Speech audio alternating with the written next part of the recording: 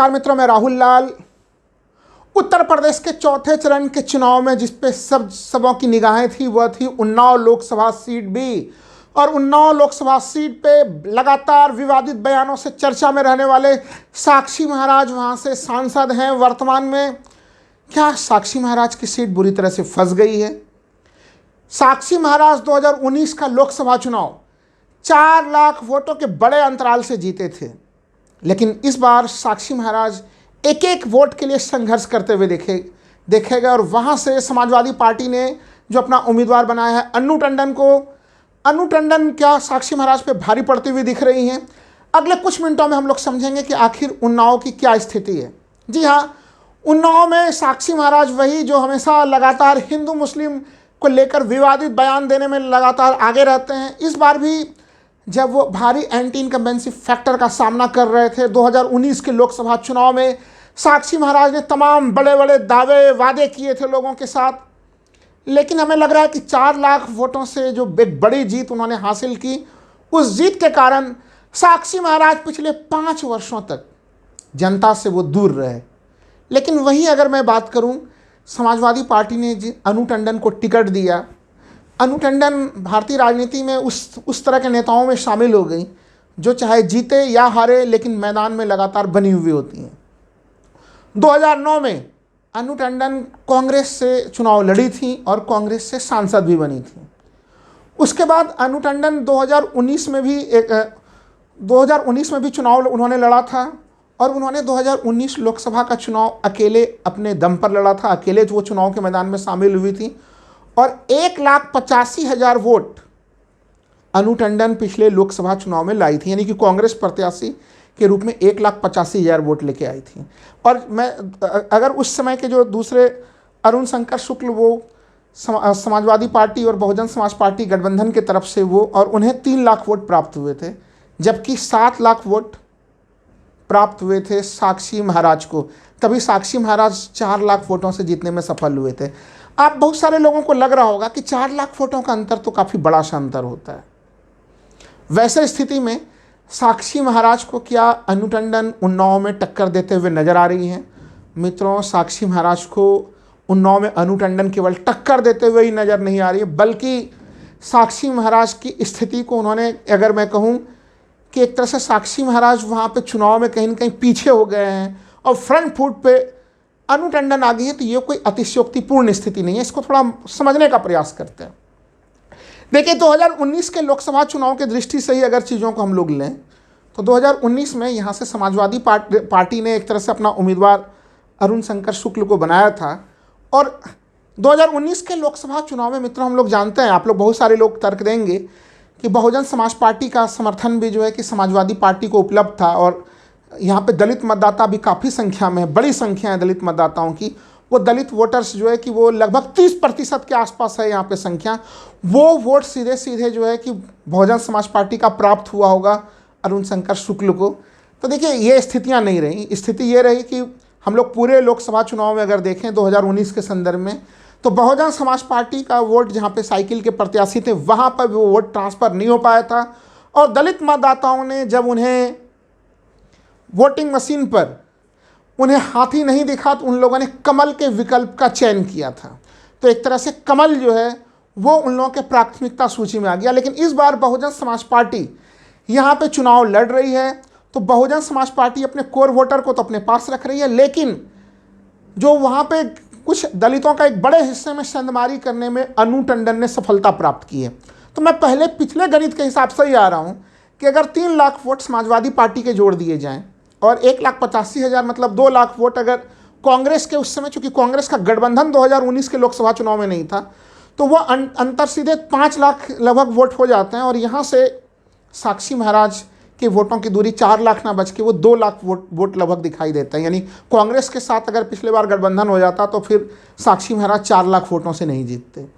कांग्रेस समाजवादी गठबंधन में 2019 के समीकरण में जो साक्षी महाराज 2 लाख वोटों से आगे दिख रहे हैं, जो कि रियल में 4 लाख वोटों से जीते थे, इस बार के चुनाव में स्थितियां पलट गई हैं। कम से कम उनके 15 से 20% वोट सीधे सीधे समाजवादी पार्टी के खेमे में जाते हुए दिखाई दे रहे हैं। और इसके 2-3 कारण नंबर 1, साक्षी महाराज कहीं न कहीं उन्नाव पूरे लोकसभा सीट का विकास करने में असफल रहे। वो यहाँ पे जनता से पूरी तरह से कटे हुए रहे। और अनु टंडन के समर्थन में जो सबसे बड़ी बात गई कि अनु टंडन 2009 में ही लोकसभा का चुनाव जीती थी।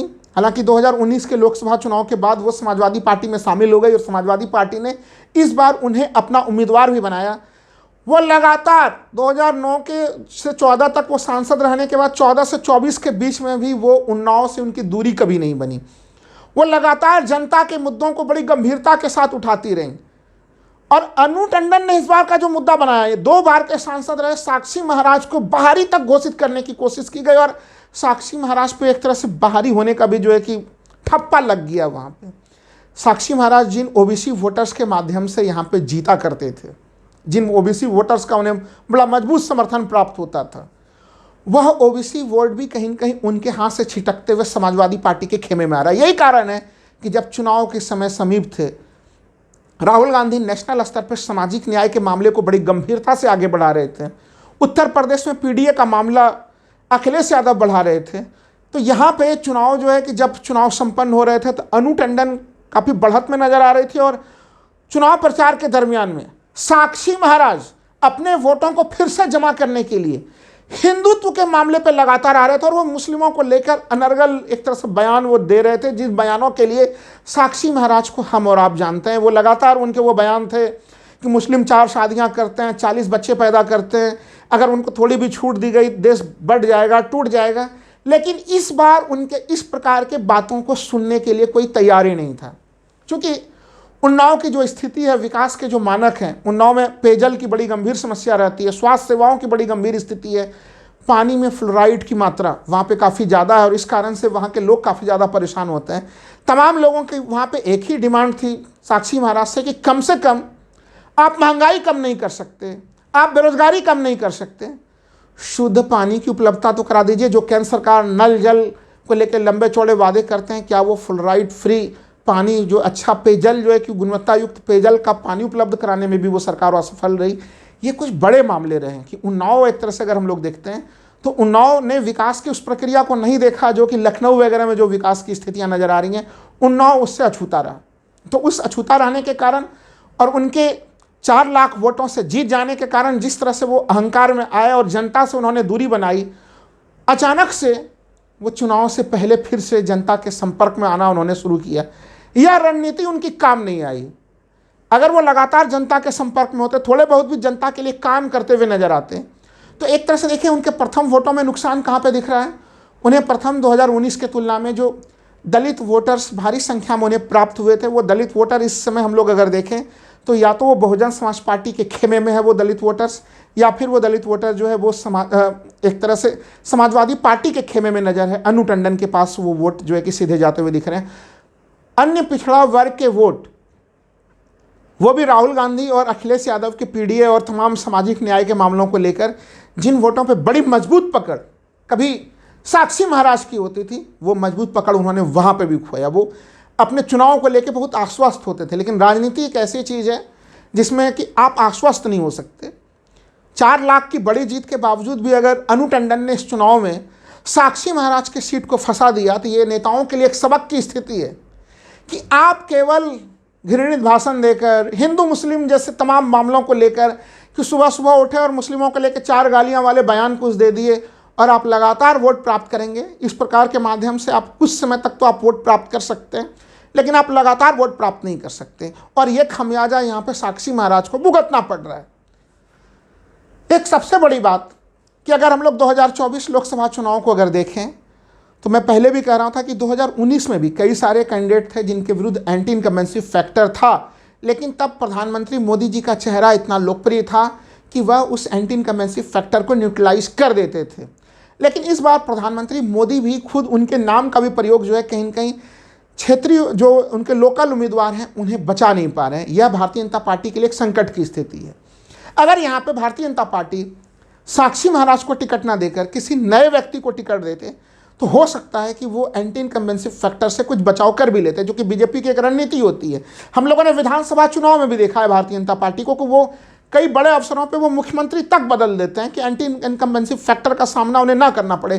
गुजरात में हम लोगों ने देखा था कि पूरा मुख्यमंत्री सहित पूरा कैबिनेट को ही बदल दिया था। तो ये जनता के बीच की नाराज़गी को ख़त्म करने के कुछ फॉर्मूले होते हैं, तो वो उस प्रकार के किसी फॉर्मूले का प्रयोग यहाँ ना करना। और साक्षी महाराज द्वारा एक लंबे समय तक अपने आप को काफ़ी ज़्यादा अति आत्मविश्वास में रखना, ये कुछ ऐसी परिस्थितियाँ हैं जिस कारण से कि आज स्वयं साक्षी महाराज कैंप के लोग भी इस सीट को साक्षी महाराज के लिए सुरक्षित नहीं मान रहे हैं। नमस्कार मित्रों।